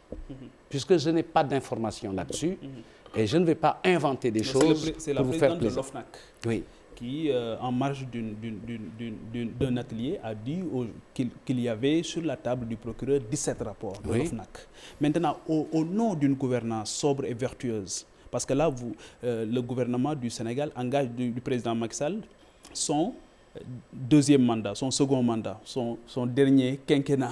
Est-ce qu'aujourd'hui, la disponibilité de ces rapports-là n'arrangerait pas les choses par rapport à une certaine spéculation qui est faite, notamment liée à des contrats? Non, vous savez, les rapports qui sont sur le bureau du procureur ne sont pas des objets sur lesquels on peut échanger, puisque nous respectons le principe de la séparation des pouvoirs. Par contre, vous, en tant que journaliste, il vous revient, justement, dès lors que vous avez le nombre des rapports consignés et déposés, attestés par la présidente de l'OFNAC, mais de les suivre, puisqu'il n'y a pas de lien entre la présidence de la République, le gouvernement ou l'exécutif et le procureur en matière de transmission de rapport de l'OFNAC. C'est directement transmis au procureur.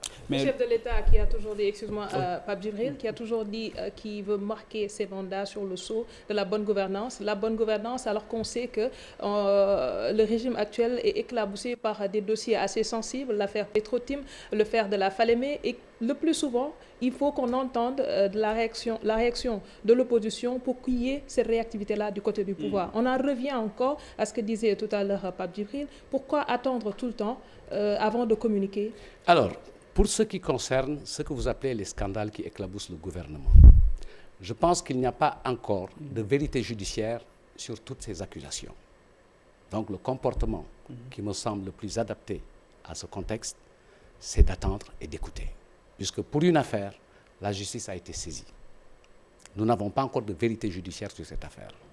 Mais si vous regardez bien, la bonne gouvernance, ce ne sont pas uniquement les séquences contentieuses. C'est d'abord une culture et des dispositions pratiques qui sont mises en œuvre. Et il faudrait peut-être ne pas manquer l'occasion de signaler qu'en l'espèce, il y a eu énormément d'efforts faits par le gouvernement du Sénégal relatifs à la déclaration de patrimoine, même si pour l'instant c'est une médiation imparfaite. Le président de la République, justement, on attend sa déclaration de patrimoine. Même si c'est une médiation imparfaite, je crois que ça, s'il est tenu par les délais, il le fera. Il nous doit d'ailleurs 2 déclarations de patrimoine, parce que la déclaration de patrimoine, c'est à l'entrée comme à la sortie. Alors non, quand il engage un nouveau mandat. Il y a 2 choses. On fait sa déclaration à l'entrée. Ensuite, à la sortie, il y a une évaluation de l'évolution du patrimoine de la personne qui a fait la déclaration. Vous pourrez le donner un délai par rapport à non, cette moi je me publication? tiens au délai prescrit par la loi. Je n'ai pas exactement le délai imparti pour faire sa déclaration de patrimoine. Je vous demande cela parce que le chef de l'État a fait une sortie à l'endroit des prétendants qui seraient en train de viser le fauteuil présidentiel. Et on voit un président de la République sortir. Je ne vois pas de lien entre la déclaration de patrimoine et les ambitions présidentielles. Non, j'ai envie de savoir, est-ce qu'il a un prochain mandat en vue, puisqu'on a un président de la République qui aujourd'hui est en train de faire une sortie contre ces prétendants-là au fauteuil présidentiel. Donc ce serait bien que l'opinion puisse savoir, est-ce qu'il a un calendrier caché ou pas? Alors, je le dis en Wolof, nettali gentu jambour mënuma ko. Mais ce que je dis en français, c'est que, pour l'instant, la préoccupation centrale du président de la République, c'est de s'acquitter de ces engagements qui ont été l'objet de son programme que les Sénégalais ont validé à 58%. Et sur ces programmes, c'est 5 orientations majeures. Ça fait 5 mois qu'il est là. Hein. Mais il est en train de mettre en œuvre. Quoi? Je pense qu'en 5 mois, il y a des choses qui sont passées. Quoi? Concrètement, depuis qu'il est là, beaucoup de choses qui ça sont fait passées. 5 mois qu'il a prêté serment. On a entamé l'émission par une mesure forte, vous l'appréciez ou pas, mais c'est une mesure forte, qui est combinée à une autre mesure, qui est le renforcement de la mobilisation des ressources. Et vous le savez, vous l'avez vu, sur la dernière période, impôts et douanes ont mobilisé plus de 1600 milliards de nos francs. Ce qui nous a permis de payer au moins, sur la dernière période, récemment, 100 milliards dans le secteur du BTP.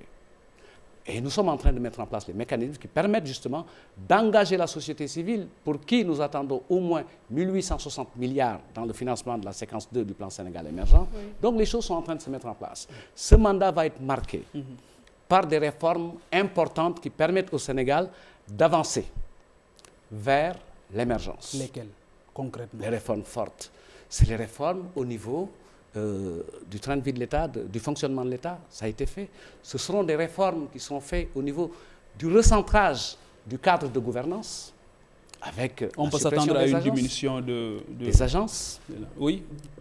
C'est dans le la caisse noire aussi du président de la République. Pardon? La caisse noire du président de la République. La caisse noire, c'est-à-dire? Les fonds spéciaux du président de la République. Mais ça, ce ne sont pas des fonds spéciaux. Est-ce qu'il ne faudrait pas agir aujourd'hui par rapport au budget, au train de vie même de l'État? Mais au-delà de tirer sur les fonctionnaires. Ce ne sont pas les fonctionnaires. Cette réforme n'est pas faite contre les fonctionnaires. Elle est faite pour l'administration, pour qu'on ait une organisation agile, efficace. Elle est faite pour les populations, pour que celles-ci puissent, en plus des ressources qui leur sont initialement destinées, avoir encore des marges de manœuvre pour avancer davantage, puisque le programme, il est très sollicitatif d'un point de vue du budget, puisque le président a un vrai chantier social. Mais quelles sont les réformes majeures de ce quinquennat? Les réformes majeures, justement. On ne va pas être là et étalonner. Les réformes. Ce quinquennat-là, il est structuré autour de 5 projets majeurs. Projets au niveau de l'industrialisation, avec maintenant la consolidation d'une orientation forte que sont les zones économiques spéciales. Ce quinquennat va être marqué par le renforcement et la consolidation de la dynamique de partenariat public et privé, puisque la phase 2 du plan Sénégal émergent devrait être soutenue et financée par le secteur privé. Ce quinquennat sera marqué par une réforme de notre cadre de vie et notre environnement, puisque les questions de réponse sénégalaise au changement climatique vont passer par la reforestation du pays, par un nouvel urbanisme. Monsieur le ministre, avec un budget dérisoire. La question de Khalifa Sall, puisque la grâce a été agitée. On a vu un président de la République, lors de l'ouverture du dialogue national, nous faire comprendre qu'il fallait qu'on attende que la justice termine son travail. On a épuisé le rabat d'arrêt. On voit un président de la République aujourd'hui qui détient le sort d'un potentiel adversaire et qui aujourd'hui a décidé par sa volonté ou son désir de ne pas le gracier. Alors non, c'est pas comme ça. C'est comment, il ne détient pas le sort de Khalifa Sall. Khalifa est là où il est. Khalifa Sall est là où il est par une décision de justice, sur la base de faits que lui-même n'a pas niés.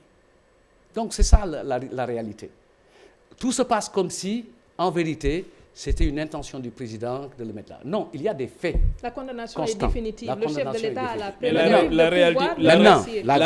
la réalité aussi. Pourquoi il ne le fait pas? La réalité aussi est que le rapport de l'IGE en question n'avait jamais demandé une information judiciaire à l'endroit de Khalifa Sall. Vous avez peut-être la chance d'avoir lu le raison rapport. Raison pour laquelle le président pas. de la République n'a jamais voulu déclassifier ce rapport. Moi pas. Et je ne m'aventure pas sur ce genre de choses qui me sont interdites en tant que citoyen. Je n'ai pas le droit de lire un rapport de l'IGE. Je n'ai pas le droit de le lire. Donc je ne peux pas parler d'un rapport de l'IGE. Ce qui reste constant, c'est qu'il y a des faits qui, rapprochés aux catégories de délits prévues dans notre code pénal, lui ont valu une condamnation. Merci. Il a épuisé toutes les procédures. La grâce reste une attribution constitutionnelle à la discrétion du président de la République. Il n'est soumis à aucune condition et ce n'est pas par la pression à son désir et à sa volonté. Sa volonté. Maintenant, il faut bien entendre les mots français dans ce qu'ils signifient. Le désir ou la volonté ne signifie pas forcément le bon vouloir. Merci beaucoup, monsieur le ministre conseiller chargé de la communication de la présidence de la République, monsieur Seydou Gueye. C'était tout pour ce soir. Merci à vous de nous avoir suivis. Mention spéciale encore une fois à Chérif Dia. On se donne rendez-vous demain, Inch'Allah, pour le dernier numéro de la semaine. Excellente soirée en compagnie des programmes de la TFM. Merci.